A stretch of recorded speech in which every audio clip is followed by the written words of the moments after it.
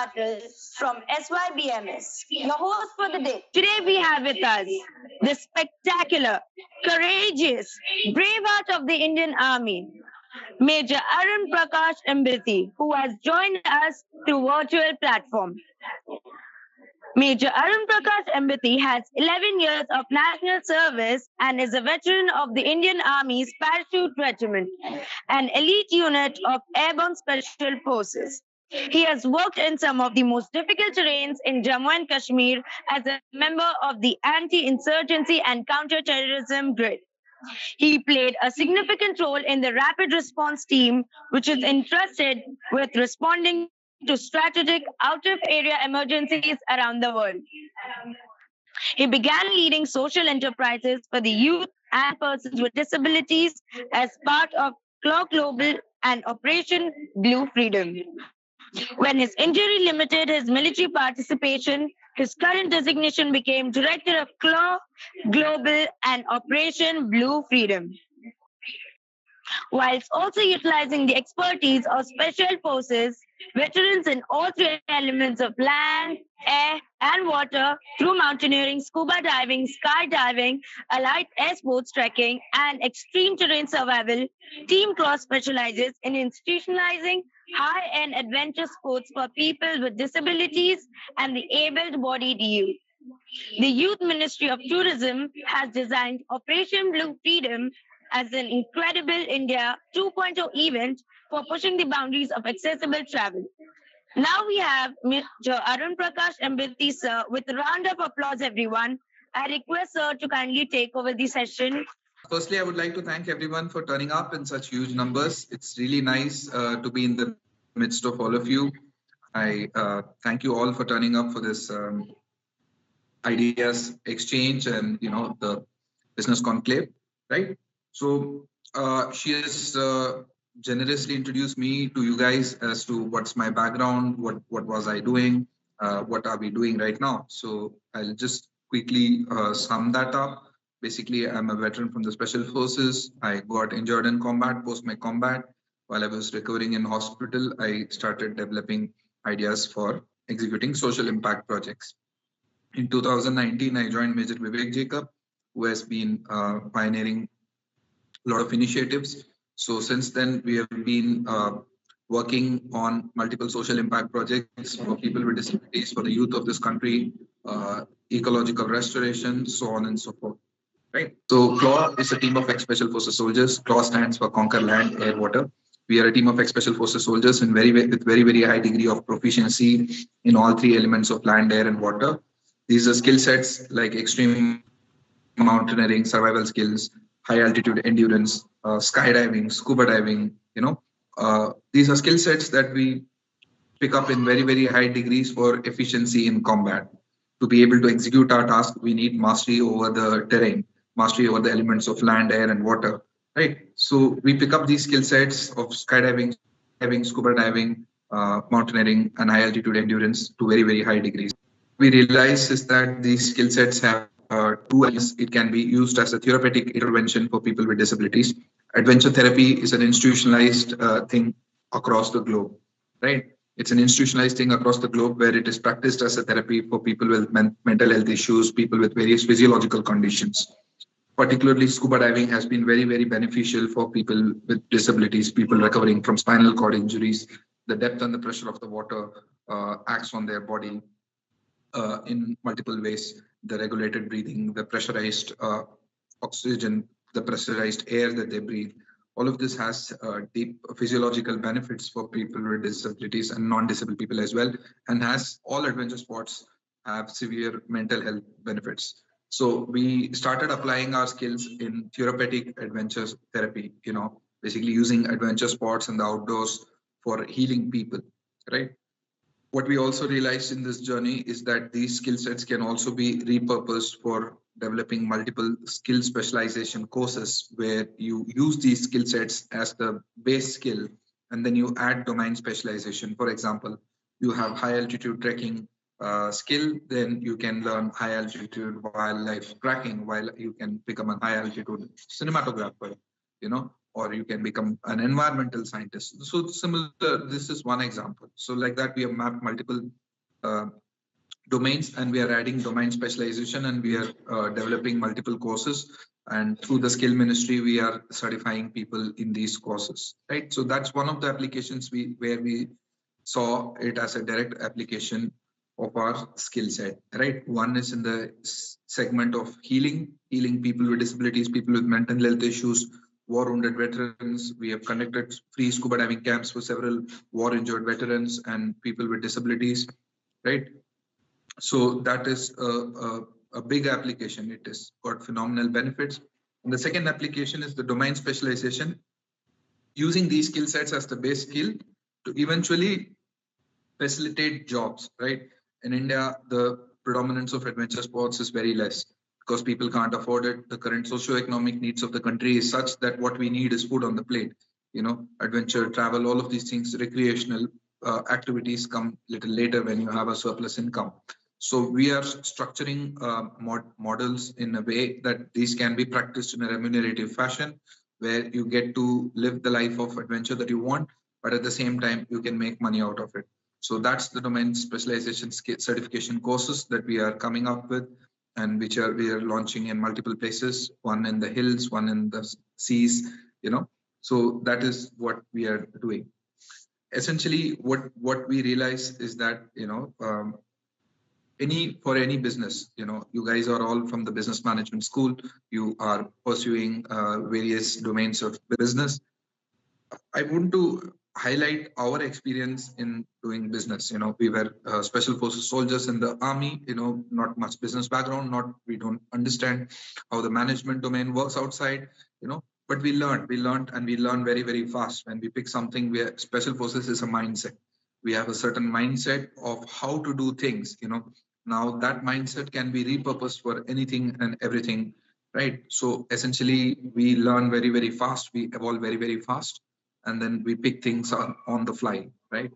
So that has been our journey in the corporate domain as well, where we have realized, where we have seen the existing best practices, we have analyzed how business works, and then we are repurposing it as per our outlook. Our outlook is essentially this, that, you know, every profession, every career, every way of life has a certain fundamental truth to it.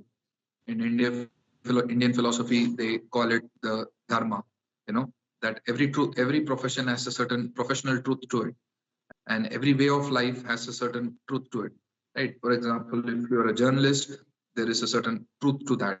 And what is that truth? The job of the journalist is to bring information as accurately as possible and bring the most relevant information in the most appropriate time, and as accurately and as effectively and useful as possible for the awareness of larger masses. So that's the journalistic truth, you know. So a person is the most efficient and is performing his best when he lives through that truth. For example, a soldier has a certain truth.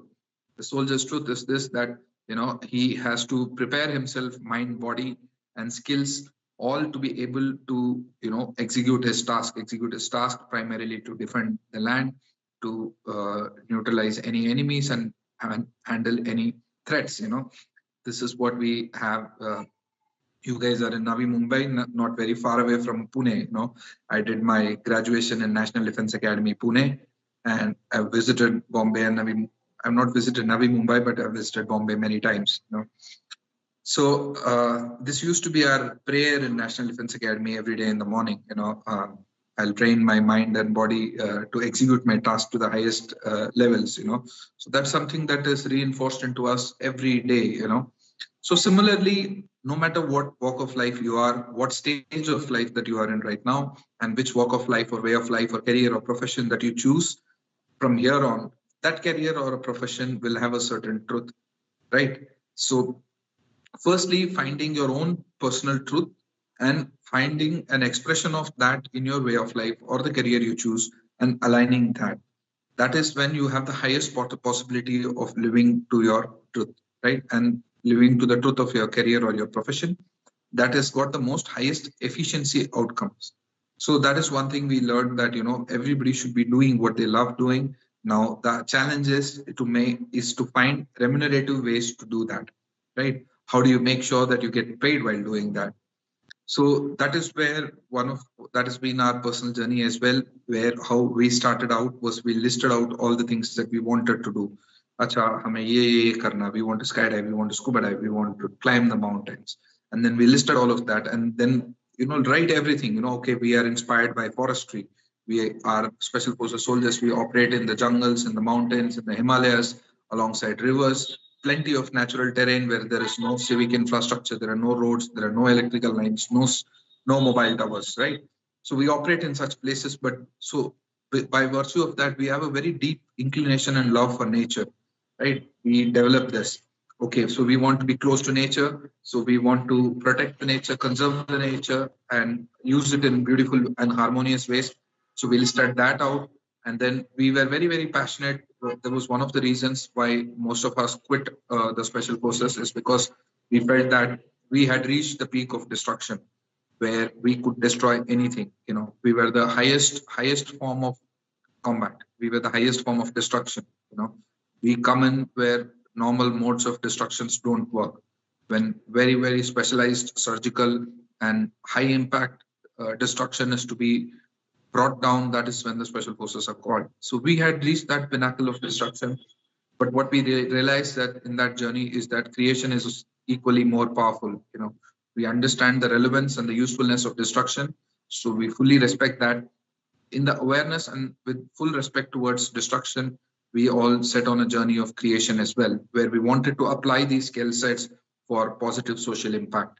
So what started fascinating us in this journey was social impact, where we can touch lives of people, as many as possible and as deeply as possible, right? So we listed that out as well. So we listed all of this out. Okay, this is what we want to do. And then we started seeing how can we spin this into a business, right? So we came up with ways of conducting courses, of doing therapeutic scuba diving, of multiple other verticals of business R&D development, CLAW Global as a clear roadmap of institutional development and organizational growth, where we have structured all of this into strategic business entities, which will be performing various roles, right? So the point is, first figure out what you want to do, then find out how do you spin a business out of it, right? Rather than doing it the other way around to see, okay, where the money is and I'm going to do that. No, then you're dancing to the tune of others. You will never be successful in it. You can drag along, you can work hard, slog yourselves, you can work your ass off and then make it work. But that is not an enduring and a most high efficiency thing. If we are talking about very, very high efficiency, you're the most efficient doing things that you naturally resonate with, things that you think are, that are in as close as alignment as possible to your personal truth and to the truth of the organization and the career or profession or the way of life that you choose, right? So you are most likely to be efficient in that. So essentially find that and spin business plans around it. That is our way. That has been our journey of, how we have navigated this flux of the corporate domain, the socio-economic space, and the whole business environment, right? One another important thing is what we realize is that this whole current jargon that goes around in the management circles, people, profit, planet, essentially that is all of these things lie in a certain spectrum. There is a certain cross symbiosis between business, society, environment, and peace and justice, all of that, right? So what is this synergy? Essentially, business emerged to enable better existence of human beings. Business is not an end in itself. Business was started to make human lives better, to make more money so that we can do better things, we can buy better things for ourselves, have better healthcare, have better infrastructure, have better recreational avenues, right? That was the intent of business. Somewhere down the chain, business has become an end in itself, where money has become an end in itself. Somewhere it is important for us to reorient that, where we understand what is the core truth of business. The core truth of business is to create exponential abundance, right? So when you create exponential abundance harmoniously, over the past few years, what has happened is we have created exponential abundance, but we have not created it harmoniously, right? It is possible to create exponential abundance harmoniously, where you harmonize various levels and layers of human existence. This includes, differences between color, caste, which ensures a certain gender, and which includes a certain social justice to it, and also harmoniously extracting resources, conserving nature, and having energy efficient practices, the way in which we produce energy, the way in which we churn matter, the way in which we churn matter and energy in a harmonious fashion will ensure that the nature is conserved in the process, right? So it is possible. It just requires a little bit of ingenuity on our part. It requires innovative thinking on our part. Firstly, it requires an awareness of these levels of existence, that whatever activity you do, it has a ripple effect on all of these layers of human existence. First is the awareness of this, and second is the internalization of these layers through harmonizing them in your business processes, which harmonize these aspects. So, given enough thought to it, if you give enough thought to it and you set your mind in that direction, there is no way that the human beings cannot crack this, right? Multiple businesses have emerged in the past years which have demonstrated this. You can be profitable while delivering social justice and also being in harmony with nature, right? That is something which we value very, very deeply. I don't know if you guys have heard of what we are doing right now in the Himalayas ahead of Joshimath. All of you are aware of the subsidence that happened in Joshimath, the destruction and the landsliding and multiple other environmental damages that have been happening in the Himalayas, right? So we are developing in partnership with the Uttarakhand government and in partnership with the government of India. We are developing one of the border villages as a role model village, right? Where we are applying a lot of the learnings that we have been working along with Auroville also in terms of a lot of ecological projects, restoration projects, in terms of sustainable and climate smart architecture, in terms of socially sound infrastructure and economic growth, multiple other layers which harmonizes all the aspects that I was talking about. This is what we have envisioned as something called as the human ability biome. If you have been following the CLAW Global's journey on social media, you must have heard of something called a Soul of Steel, right? Soul of Steel is one of the activity verticals under the human ability biome, which we are developing in the Himalayan areas. So Soul of Steel is something that where you can also get engaged, get trained with us, and you can participate in our activities.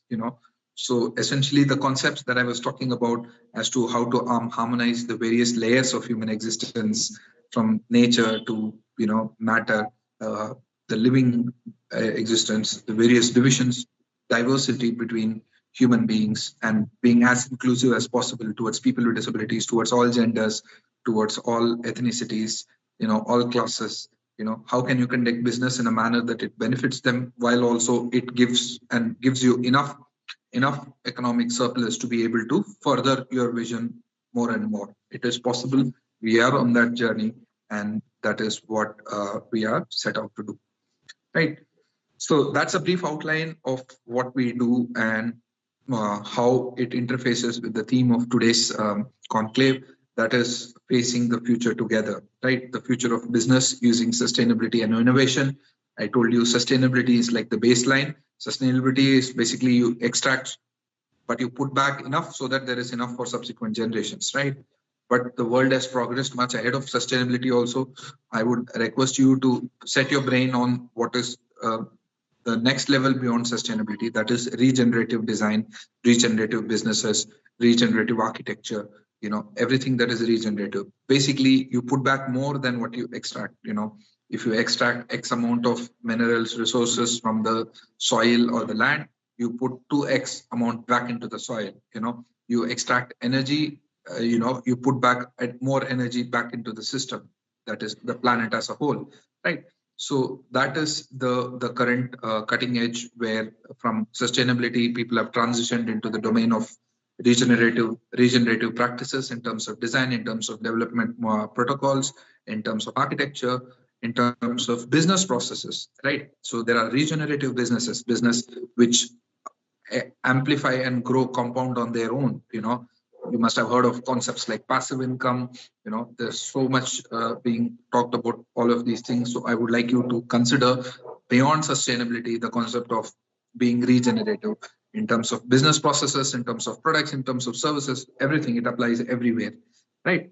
So there are other things that you guys, in the theme of the discussion in the past 2 days, you guys have been talking about the global crisis, the dynamic nature of the fast changes that are happening in the world over, globalization, deglobalization. There's deglobalization also happening, shifting of global supply chains. All of these presents a lot of challenges. At the same time, these presents a lot of opportunities, right? India is a country which is going through a deep inflection point where we have a certain demographic advantage. We have more young people than any other country in the world, right? So we have 60 to 70% of our population, which is youth. This gives us phenomenal edge over everyone else. We are very, very well poised to grow very, very fast. There was a time when going abroad was an aspirational thing. It is our responsibility to build a country that we want to live in, right? And make it as an aspirational thing, where being in India is an aspirational thing, coming to India is an aspirational thing, right? That's the level that we should be focusing on. There's so many challenges that we have. If there is a better place, there's no better place to be born than India. There's so much natural wealth. There is so much variety of terrain that we have, beautiful people, beautiful culture, right? At the same time, there are so many challenges which present us with opportunities to innovate, with opportunities to harmonize our human existence, right? So with that thought, I would like you to think on these lines and set your brains. You guys are the future, particularly from the domain of economics, from business, right? The corporate world, and how you harmonize your professional truth with the general truth of existence, that is harmonizing all layers of human existence, right?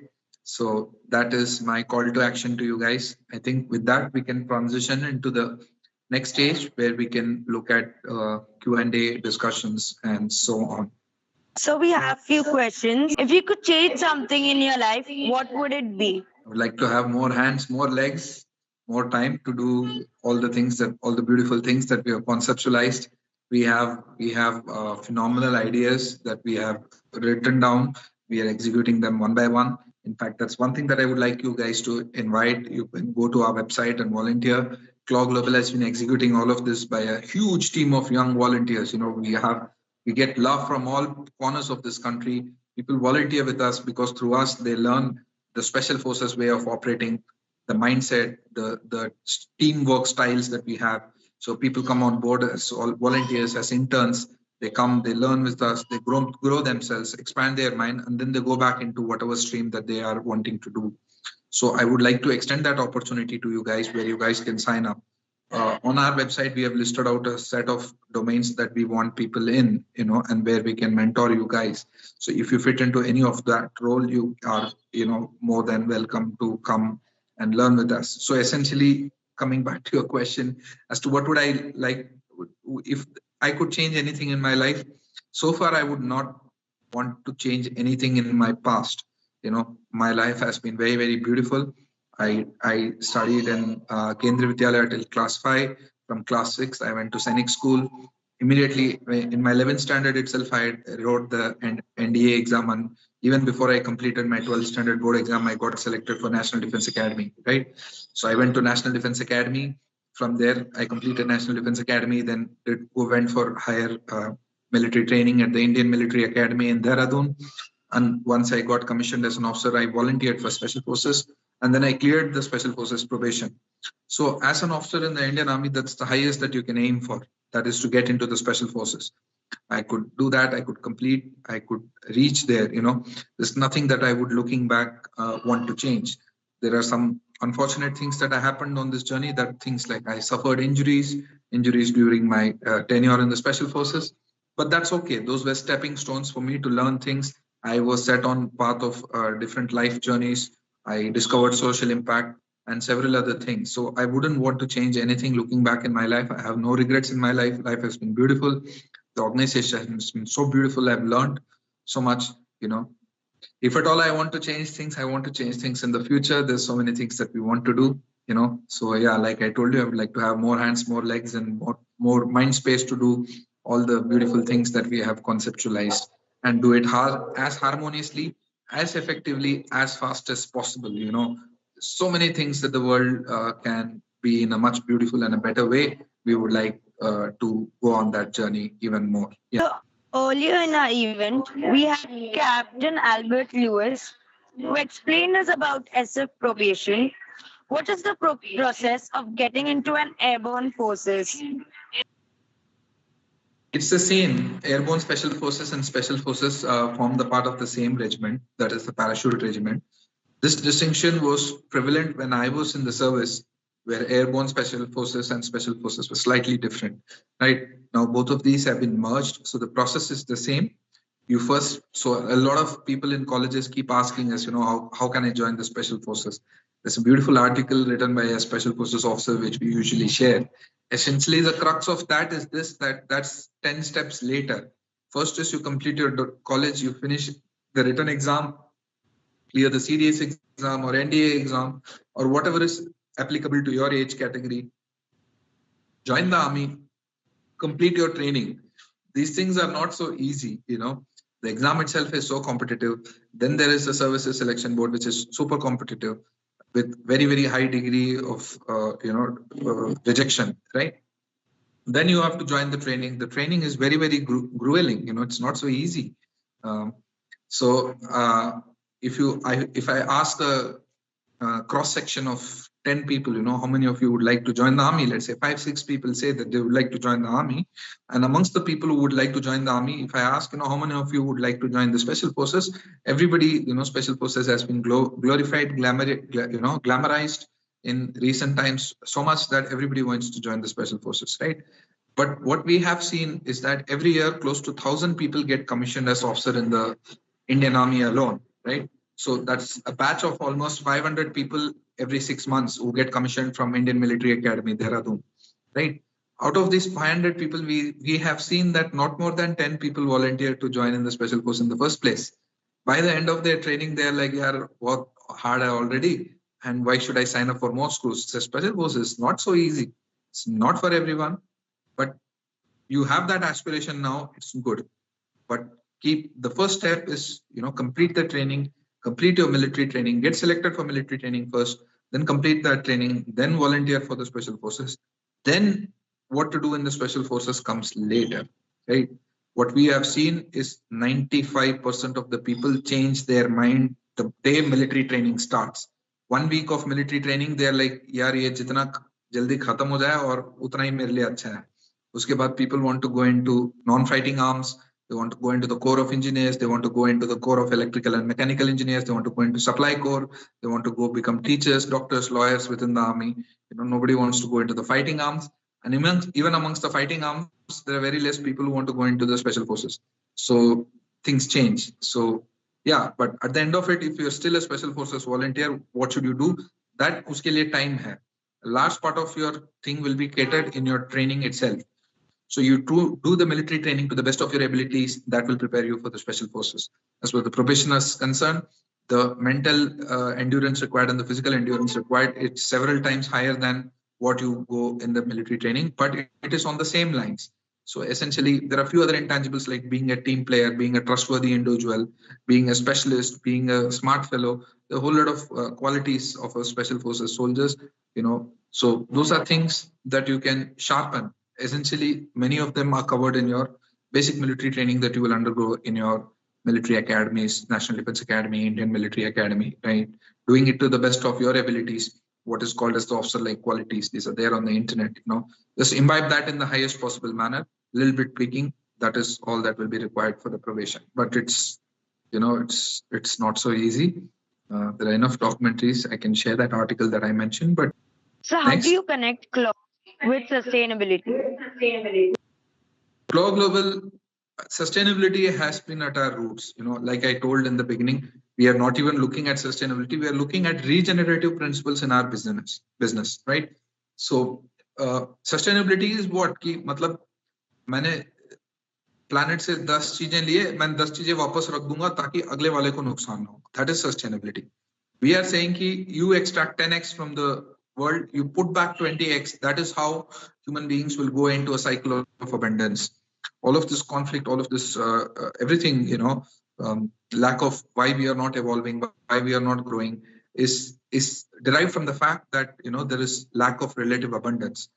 When there is abundance, there is growth, there is exploration, there is evolution. There is no conflict, there is collaboration, right? All of that is a function of abundance.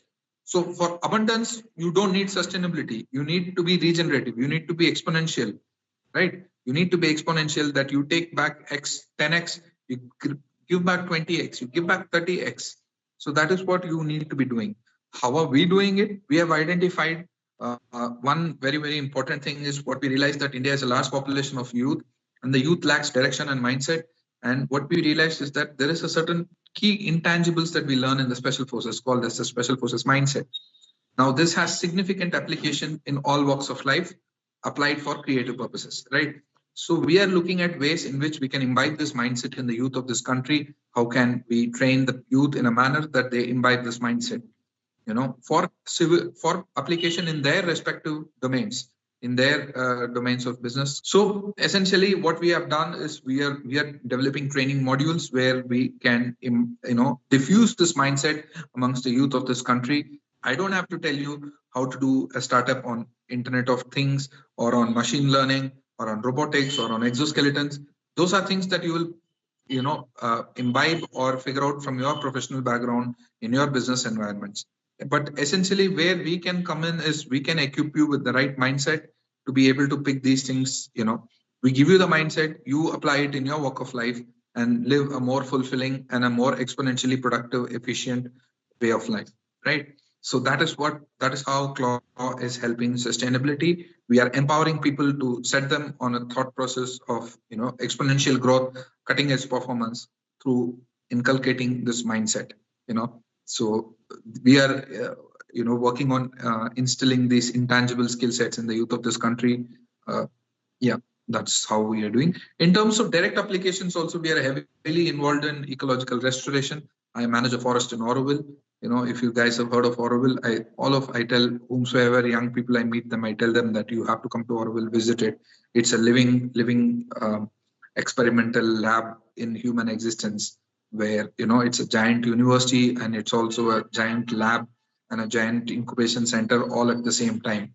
There are close to 400, 500 projects that are parallelly happening in 150 communities, researching and practicing various activity profiles. So CLAW Global has been working with Auroville since 2020.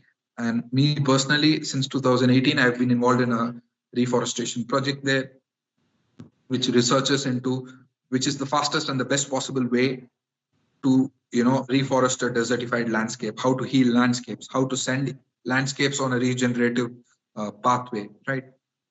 So there are a lot of learnings that we have picked up from that, applying it in our business processes, applying it in our day-to-day life, So that is something, one of the ways in which we are working in sustainability, or what I don't like the word sustainability, I don't want to give back just 10x to the world, If I take 10x, I would not like to want to just give back 10x. I would like to give back 20x or 30x, So we use the word regenerative, right? So in terms of underwater sciences also, we are looking at developing specialized modules which look at coral restoration, which include look at improving the fish stock, improving the underwater biodiversity.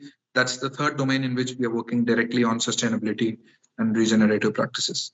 Right. So these are the domains in which CLAW Global is working on this directions of sustainability, primarily underpinned by innovation. What we feel is the level of innovation and ingenious thinking that you can put in, the higher is the level of abundance. So you can really easily transcend the threshold of sustainability and venture and explore into the domain of regenerativeness. Yeah.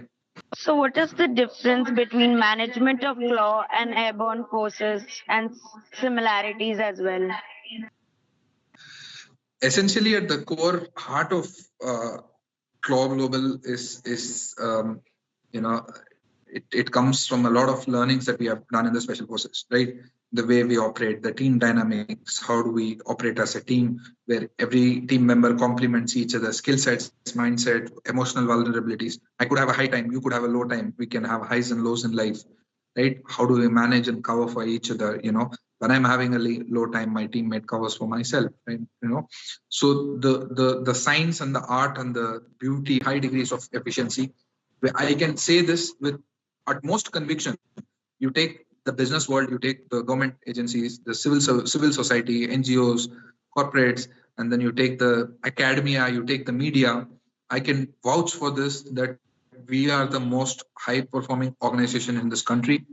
I have seen the civil world and I have seen the levels at which we operate.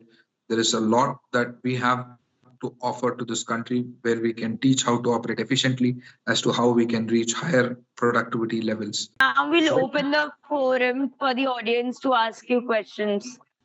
Good afternoon, sir. Myself, Hi. Harsh. I want to ask you the question that what is the difference between today's businesses and CLAW? Difference is not necessarily a virtue, because when you talk of differences, you are essentially venturing into the domain of comparing and grading some people as higher and lower. So what we would rather look at it as complementarities.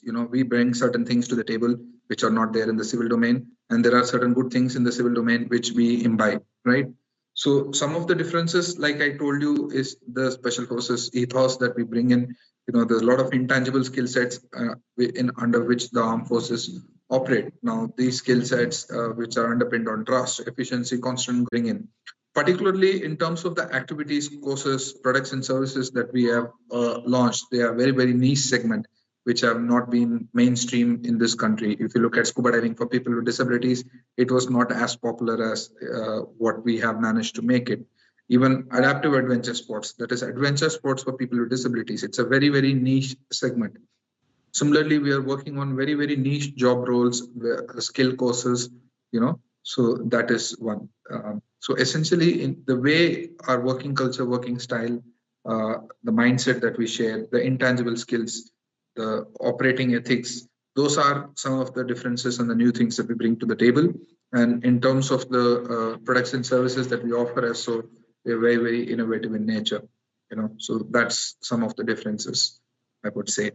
But these differences are not to say that we are better, you are bad, kind of a thing. It's more like a complementary thing.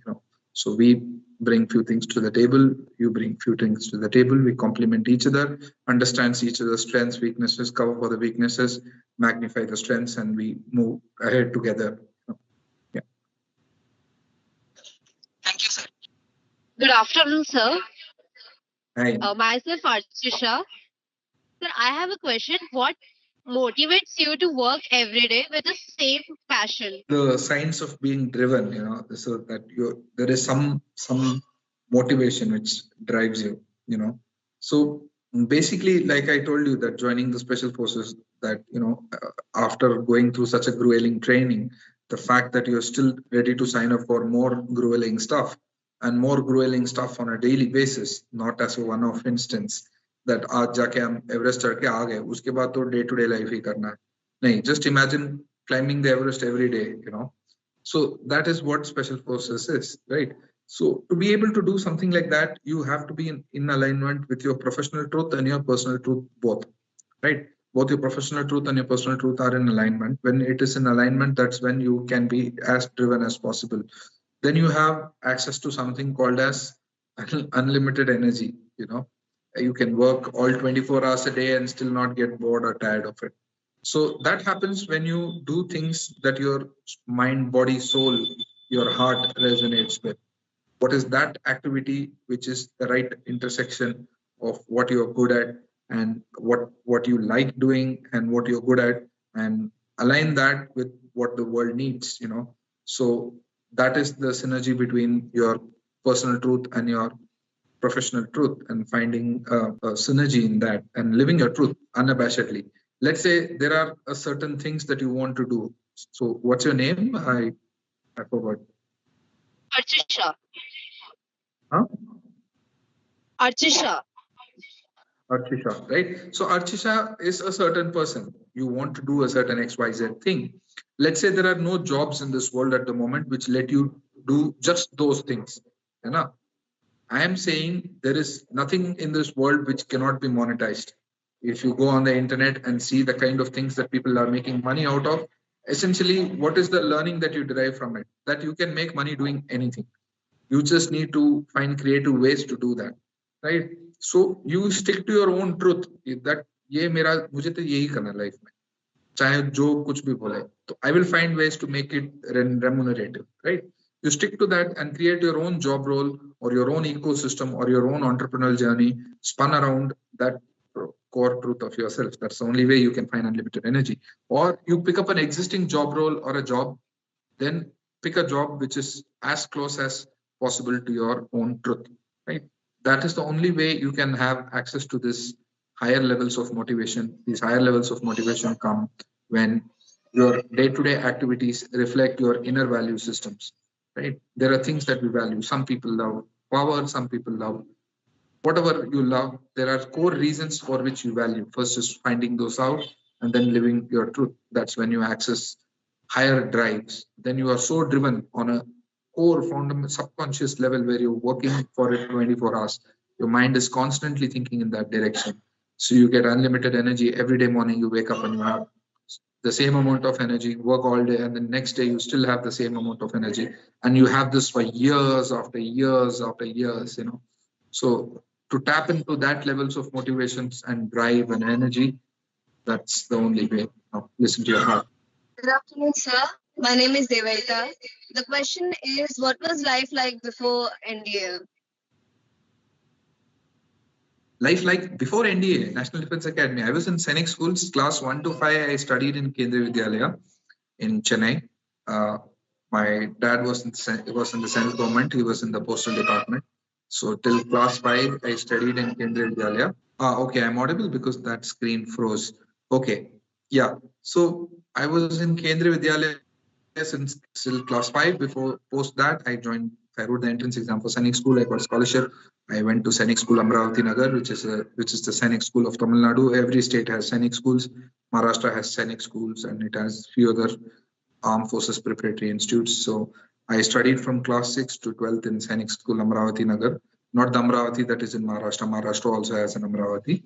This Amravati is a village astride the river Amravati. There is a river Amravati in Tamil Nadu, which is one of the tributaries of Kaveri, you know. So that river Amravati, so there is a village and an Amravati dam. So next to that dam is our school. It's a beautiful school nestled in the midst of nature, you know. So I studied there till class 12th, and immediately after class 12th, I joined National Defense Academy in Pune. Did 3 years of graduation and military training there. And then I did my advanced military training in Indian Military Academy, then Special Force and so on. Yeah. So that's been my journey. Any particular reason why you want to know that? Trying to position yourselves to see, you know, I'm also one amongst you. Don't worry. I come from a very typical middle class family, you know. Hello, sir. Myself, Aditya Nair.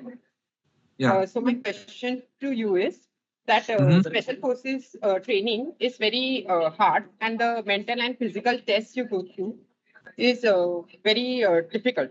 So how do you overcome all the pressure and hardships?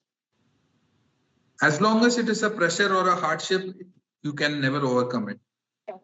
As long as it is something that you start enjoying, that's the only way you can transcend these things. So what happens, for example, I tell you my own personal experience. So in National Defense Academy, first week of training, you know, you're almost in tears, you know. Then one semester passes, second semester, third semester.